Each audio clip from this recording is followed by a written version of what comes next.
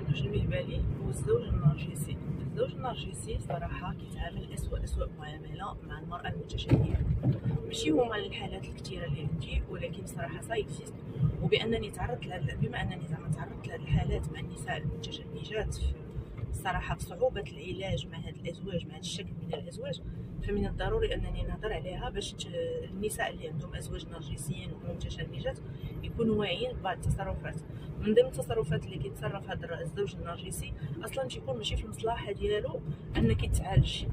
بما ان ماشي في المصلحه ديالو انك تعالجي، فكيدير اي حاجه باش يعطل لك ويأخر لك هذاك العلاج.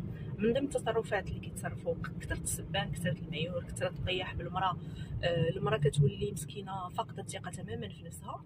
وخصوصا تخيلوا معايا فيما هو جنسي، يعني كيقدر هذاك النرجسي في وسط العلاقه الزوجيه انه تضرب ويسب ويعاير ويلعن، وتخيلوا معايا. وكاينين حالات اللي كتكون المراه صافي دايره